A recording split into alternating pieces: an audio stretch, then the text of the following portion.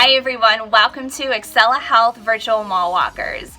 We're so glad that you're joining us today, and hopefully by now you've had a chance to enjoy this beautiful summer weather we're having. Before we get started today, we do have a few updates for you. First, we want to say thank you to everybody who completed our May 28th survey a few weeks ago. We appreciate your feedback about our virtual program and additional ways to connect with you at home. More than 50% of you said that you really enjoy our pre-recorded virtual videos. So, for the remainder of June and all of July, we will be continuing with our virtual Mall Walkers program. We know how much you miss being in the mall. We do too. And when we meet again in person, we want to do so in a safe and healthy way for everyone, including you as a mall walker. Don't worry, you'll be the first to know when we're back in the mall. Also, we have a special video message for you later on. So, keep watching. Up next, we have our favorite home chef and registered dietitian, Dawn DeVoli, for another segment of What's in Your Pantry. Welcome back on this beautiful day to another episode of What's in Your Pantry. What I wanted to talk to you today is about adding flavor to our foods without using salt. And one way that we can add flavor is by using herbs. And the herb that we're going to talk about today is basil, which happens to be one of my favorites. So basil can be used by itself, or it can be made into sauces. Now, if you're going to use basil by itself, you're just going to use the leaf, and you can add it to your salads. You just mix it in right with your tossed salad.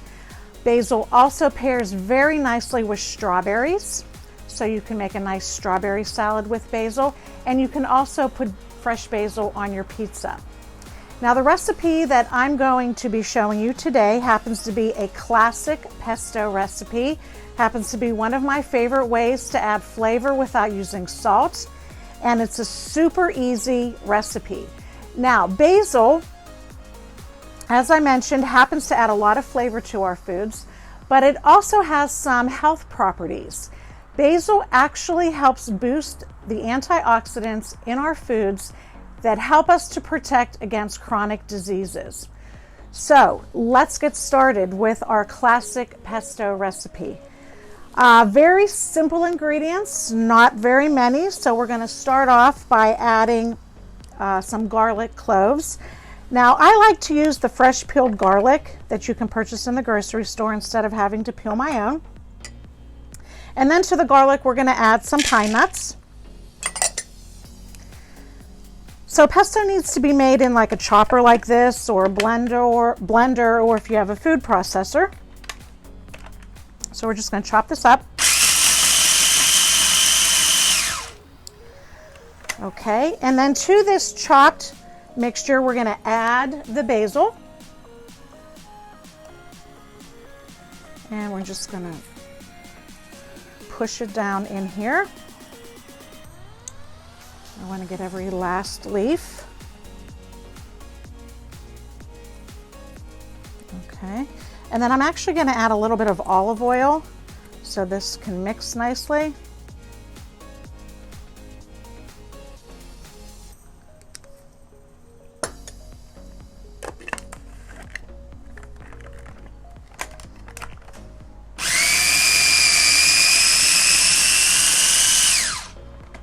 Okay, sometimes you have to press down the basil to make sure it all gets chopped evenly.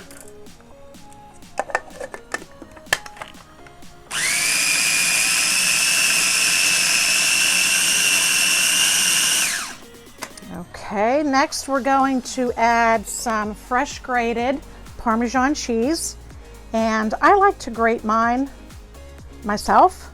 I like the fresh taste of the cheese. And then we're going to add just a little bit more olive oil because we want this to be like a sauce.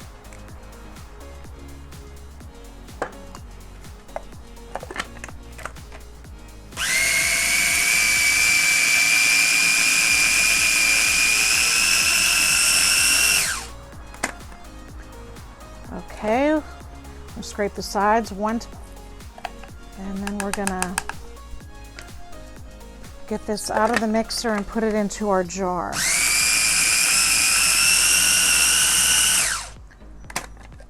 Okay, this looks good. Oh, I wish you could smell this basil. It smells delicious. Okay, so what I'm going to do is, you have several storing options when you make your pesto.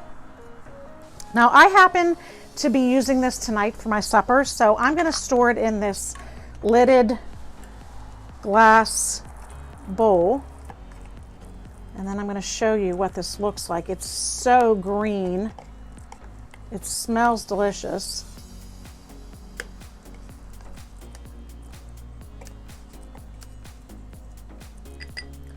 I want to get every last drop here.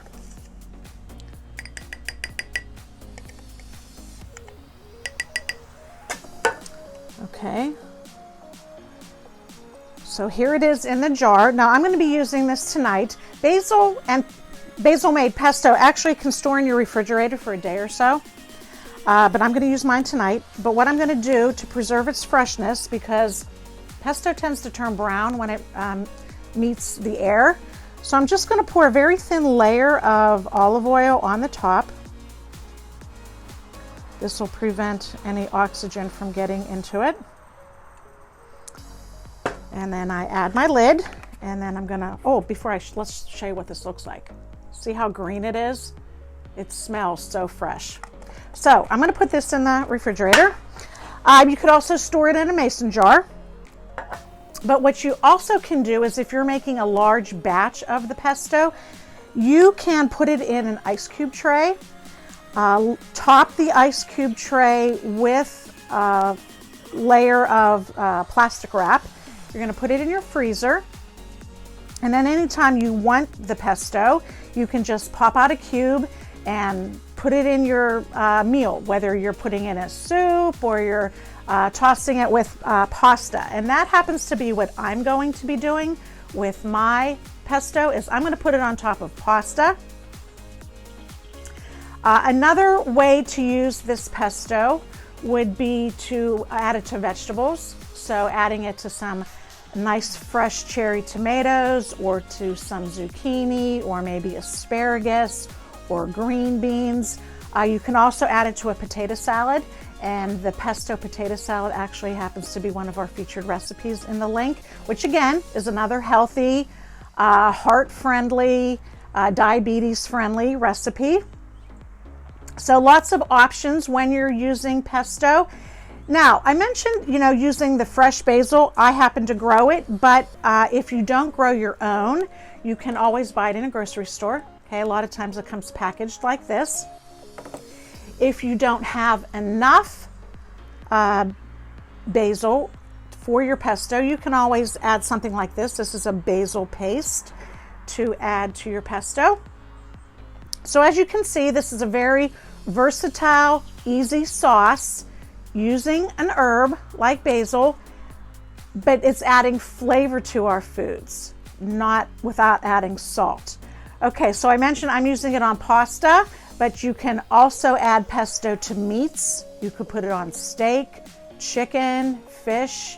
You can use it as a spread on your sandwiches. You can add it to soups, like I mentioned. And it also is a good dressing for different salads. So many options. So the healthy habit for today's episode is to use herbs instead of salt to flavor our food. Basil happens to be one of my favorites, and this classic pesto recipe is an easy way to do that. So that about wraps up this episode. I want to thank you for joining me. I want to let you know that I appreciate the comments that you send my way. And you want to be sure to tune in next week when I'm going to be talking about picnic foods. So until then, stay healthy and stay tuned. We'll see you. Bye-bye. Welcome back, Mall Walkers. We hope you enjoyed Dawn's cooking video demonstration and healthy habits tip of the day. Be sure to check your email inbox for some additional content that we've sent to you, including 3 healthy recipes and a snack recipe, an exercise challenge, and a decompress your stress segment. plus some additional resources on the benefits of basil and how to stay sun safe this summer. For today's prize, we're giving away 5 mini kitchen scales, perfect for weighing or portioning your ingredients when meal planning. So, here's how you can win. Send us an email with your first and last name. Tell us today's healthy habits tip of the day. And now that we're continuing with our virtual program for June and July, tell us one way we can make our virtual videos better. We want to keep you informed and interested and engaged. So, tell us how we can keep you watching. Up next, we have a special video announcement from Dr. Carol Fox, Chief Medical Officer for Excela Health, and she has some great updates for you. So make sure you take a look. Thank you so much for watching, and we'll see you next week.